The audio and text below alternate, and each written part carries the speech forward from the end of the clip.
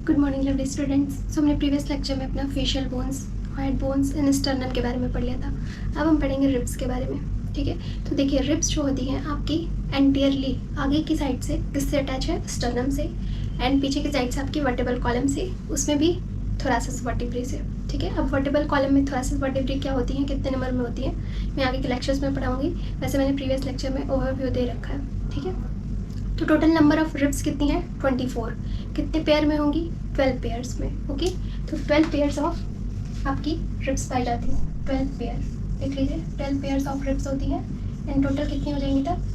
24 ribs total, मतलब 12 left side है तो 12 राइट साइड होंगी, ओके। अब देखिए, there are 3 types of ribs in your body: true ribs, false ribs, floating ribs, okay. देखिए मैंने क्या लिखा है, एंटीरियरली अटैच टू, लिख लीजिएगा इसको भी, this is very very important, location आपको पता होनी चाहिए। एंटीरियरली टू स्टर्नम, ये मैंने ओवरव्यू के लिए बनाया है। एक्चुअली ये लग तो रहा है इंसेक्ट, लेकिन मैंने समझाने के लिए इसको बनाया है, ठीक है। देखिए एंटीरियरली किससे अटैच है, ये दिस इज योर स्टर्नम, जो मैंने कल पढ़ाया था आपको, स्टर्नम। तो एंटीरियरली किससे अटैच है? स्टर्नम से अटैच है। पोस्टीरियरली किससे अटैच है? वर्टिबल कॉलम से अटैच है आपका, मतलब रिब्स आपका वापस से किससे अटैच होता है? बैकवर्ड डॉर्सल साइड में किससे अटैच होता है? वर्टिबल कॉलम से, ओके। बाइसेफेलिक, इनको बाइसेफेलिक क्यों कहते हैं रिब्स को? देखिए, एक रिब्स अगर हम लेते हैं तो उनका स्ट्रक्चर कुछ ऐसा होता है, मतलब पीछे की तरफ से जो वर्टिबल कॉलम से ये अटैच होंगी, जाके पीछे की तरफ जो जाके अटैच होंगी वर्टिबल कॉलम से, उनके पास 2 हेड होता है। हेड फर्स्ट को कहते हैं कैपिटुलम एंड हेड 2 को कहते हैं ट्यूबरकल, इसीलिए इनको बाइसेफेलिक कहते हैं। जहाँ भी 2 हेड स्ट्रक्चर है उसको हम क्या कहते हैं? बाइसेफेलिक, ठीक है। ये कहाँ प्रेजेंट है? डॉर्सल साइड में, ओके। तो यहाँ पे आप लिख सकते हो वर्टिबल साइड भी, वर्टिबल कॉलम साइड लिख सकते हो, वर्टिब्रल साइड, ओके। एंड ये पीछे वाला, आगे वाला कहाँ है? उसको कहते हैं वेंट्रल साइड बॉडी का। तो वेंट्रल साइड क्या है आपका? स्टर्नम। तो ये स्टर्नल साइड लिख सकते हो आप, स्टर्नल साइड। तो ऐसे आपका क्या होता है? रिब का पोजीशन होता है। आप रिब का लोकेशन या पोजीशन क्या बोलोगे? देखो, डॉर्सल साइड में भी अटैच है वर्टिबल कॉलम से, लेटरल ऐसे सर्कल बना के आ रहा है आपका, लेटरल भी प्रेजेंट है, फिर वेंट्रल साइड में प्रेजेंट है। तो क्या बोलोगे आप? डॉर्सो लेट्रो वेंट्रल, क्या बोलोगे? यस। कोई लोकेशन पूछता है तो क्या बोलोगे? यहीं पे लिख लीजिए, dorso latero ventral, okay. So 12 pair of ribs है, और there are 3 types of ribs actually: true ribs, false ribs and floating ribs. There are 3 types of ribs in your body. देखिए कौन कौन सी है? True ribs, false ribs, floating ribs. अब diagram में ध्यान से देखिएगा कि जो ट्रू रिब्स हैं वो आपकी कितनी है? 7 पेयर्स, पेयर्स लिख लीजिए, 7 pairs, okay. 7 left side, 7 right side. अब ध्यान से देख लीजिए, एक जो होती है आपकी प्रोस्टर्नम, जो मैंने आपको पीछे बताया है प्रीवियस लेक्चर में, प्रोस्टर्नम से पहली वाली आपकी जुड़ी रहेगी, सिर्फ पहली वाली रिब्स, फर्स्ट रिब जो है वो प्रोस्टर्नम से जुड़ी रहती है, ठीक है। बाकी जो है आपकी मीजोस्टर्नम से जुड़ी रहेंगी, मीजोस्टर्नम से, मेटास्टर्नम से कोई भी रिब्स आपकी अटैच नहीं रहती है, तो ये दिमाग में रखिएगा, ठीक है। तो देखिए, जो ट्रू रिब्स है आपकी 7 नंबर में, वो अटैच है आपकी एंटीरियरली अटैच टू स्टर्नम, दिख रहा है सब स्टर्नम से अटैच है, 7 पेयर्स। 1 इसको भी लीजिएगा क्योंकि ये अटैच है आपका प्रोस्टर्नम, सबसे पहले वाले स्टर्नम से, ठीक है। तो 1 2 3 4 5 6 7 यहाँ तक आपका ट्रू रिब्स है। कितनी है? 7 पेयर्स। तो ये आपको दिमाग में होना चाहिए कितने पेयर्स में। Anteriorly attach to sternum, posteriorly thoracic vertebrae, posteriorly किससे अटैच रहेंगी? थोरैसिस वर्टेब्री से, ठीक है। अब देखिए फॉल्स रिब, फॉल्स रिब्स की आपको नंबर्स याद होने चाहिए, कितने नंबर्स में है। फॉल्स रिब्स कितनी है? 3, ठीक है। Attach to 7th pair ribs. अब देखिए 7th पेयर, ये आपकी कितने नंबर में? 8 9 10।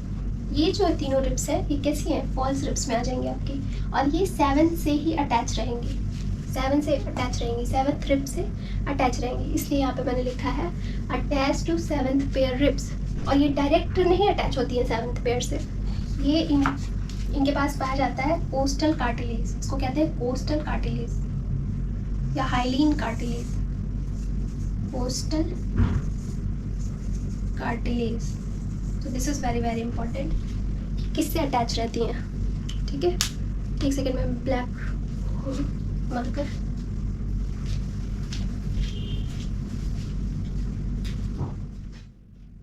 ओके।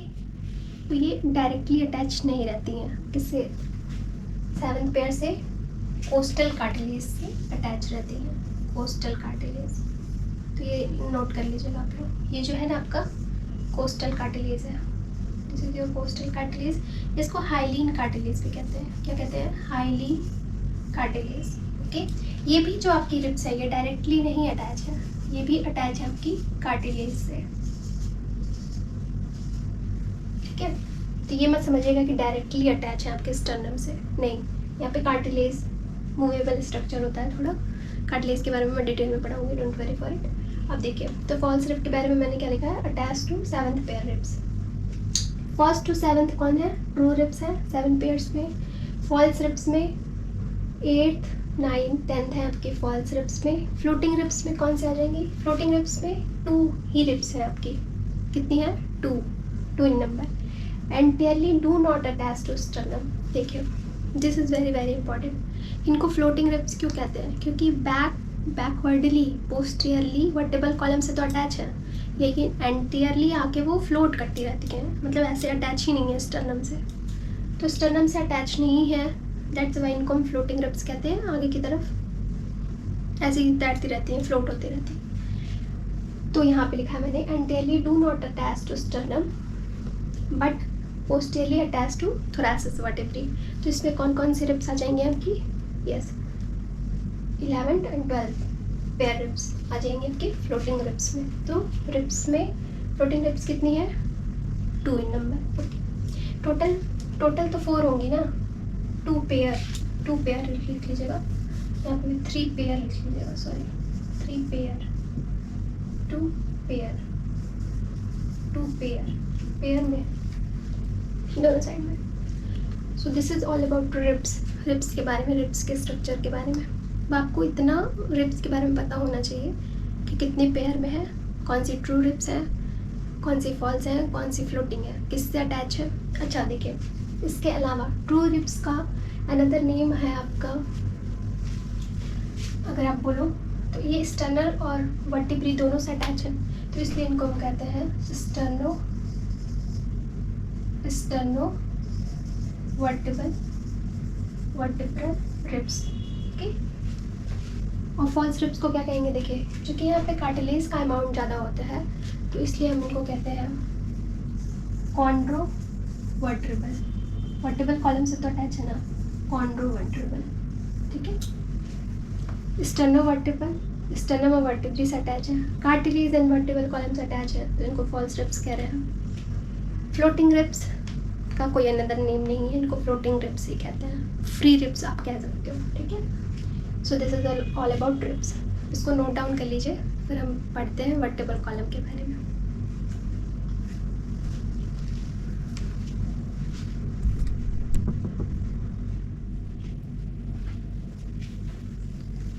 ओके, तो नोट डाउन कर लिया आप लोगों ने। अब देखिए हम वर्टिब्रल कॉलम के बारे में डिटेल में पढ़ेंगे। देखिए जो वर्टिब्रल कॉलम होती है आपकी, उसको हम क्या कहते हैं, बैकबोन या स्पाइन भी कहते हैं, ठीक है।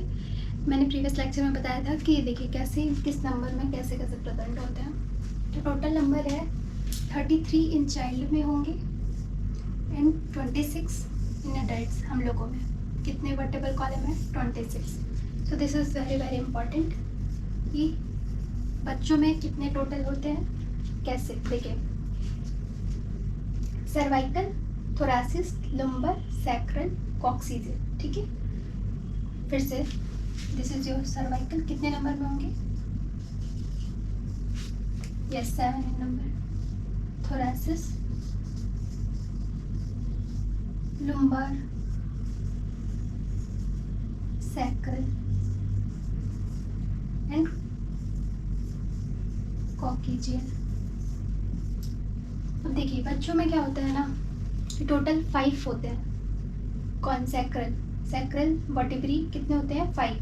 लेकिन यहाँ पे फ्यूज्ड हो जाते हैं बड़े एडल्ट्स में, वो बोन्स जो हैं आपकी वहाँ की वो फ्यूज़ हो जाती हैं, तो 1 नंबर बनाती हैं। इसी तरह कॉकेजियल में भी 4 जो होती हैं चाइल्ड में, लेकिन वो फ्यूज़ हो जाती हैं एडल्ट कंडीशन में। तो ठीक है, तो ये चीज़ दिमाग में रखिएगा।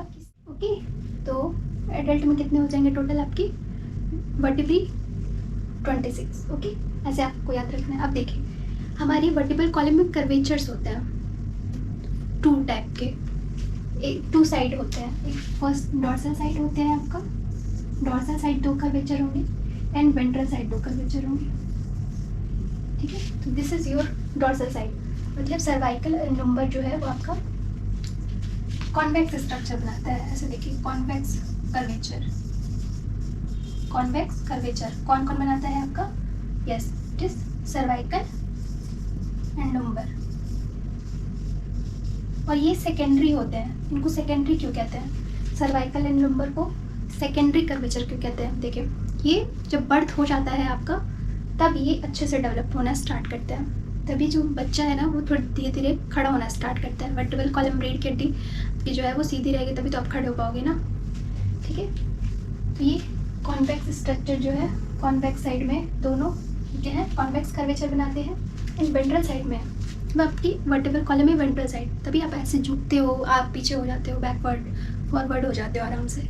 क्यों हो जाते हो? क्योंकि वर्टिब्रल कॉलम आपकी ऐसी है, कर्वेचर लिए हुए हैं। ठीक है, वेंट्रल साइड में कौन कौन सी हैं? Thoracic and sacral. तो ऐसे लिख लीजिए कॉनकेव, कॉनकेव कर्वेचर कौन बनाएंगी? Yes, thoracic and sacral. So this is very very important. और ये प्राइमरी इन नेचर होती हैं, प्राइमरी कर्वेचर कहते हैं इनको। प्राइमरी कर्वेचर क्यों कहते हैं? क्योंकि ये एम्ब्रियोनिक जब डेवलपमेंट होता है तो उस टाइम पे ये बने रहते हैं, थोरैसिस एंड सैक्रल। ठीक है, बनना स्टार्ट होता है। अभी आपका ये सर्वाइकल एंड लंबर नहीं डेवलप हुआ रहता है, थोरैसिस एंड सैक्रल डेवलप हो जाते हैं आपके थोरैक्स रीजन वाले। ये कहाँ है? थोरैक्स रीजन में। And this is your pelvic region, ये भी लिख लीजिए सैक्रल कर्वेचर की तरह। ओके, तो जो थोरैसिस एंड सैक्रल कर्वेचर है वो आपके एम्ब्रियोनिक डेवलपमेंट के टाइम पे बनते हैं, तो ये भी लिख लीजिए form during embryonic development, embryonic development. Okay, and जो ये आपका सर्वाइकल एंड लंबर है ये कैसे है? सेकेंडरी कर्वेचर है, और ये कब बनेंगे? After birth. Okay, so this is very very important कि आपका जो वर्टिब्रल कॉलम है उसमें 4 कर्वेचर है, cervical and lumbar dorsal side में रहेंगे। ठीक है, एंड वेंट्रल साइड में आपका थोरैसिस एंड सैक्रल रहेगा, इनको कॉनकेव कर्वेचर कहते हैं। ठीक है, अंदर की तरफ देखिए कॉनकेव कर्वेचर कहते हैं, अंदर की तरफ जैसे हुए हैं सर्वाइकल ये उठे हुए हैं तो इनको कॉन्वेक्स कर्वेचर कहते हैं। ठीक है, सो वर्टिब्रल कॉलम का ओवरव्यू अभी मैंने दिया। अब मैं आपका एक पर्टिकुलर वर्टिब्री का स्ट्रक्चर बना के बताऊंगी नेक्स्ट लेक्चर में। ठीक है, अब इसको ध्यान से बना लीजिए। और कॉन्वेक्स कौन सा है, कॉनकेव कौन सा है? थोरैसिस एंड सैक्रल। बच्चा जो है माँ के पेट में जब वो डेवलप हो रहा है, उसका एम्ब्रियोनिक डेवलपमेंट हो रहा है वहाँ पे, तो बच्चा खड़ा तो नहीं हो पाता है ना, वहाँ पे घूमता रहता है, मतलब वहाँ पे कर्व होता रहता है। क्यों? क्योंकि वहाँ पे अभी उसकी ये सर्वाइकल एंड लंबर डेवलप नहीं हुए हैं, वो आफ्टर बर्थ डेवलप होते हैं, तो वो बच्चा अपना खड़ा होना, सीधा खड़ा होना सीखता है, फिर चलना सीखता है। तो ये रीज़न है आपका। ठीक है, तो वर्टिब्रल कॉलम का आपका डेवलपमेंट ऐसे होता है आपके। ठीक है, मिलते हैं नेक्स्ट वीडियो में। अब वर्टिब्री किस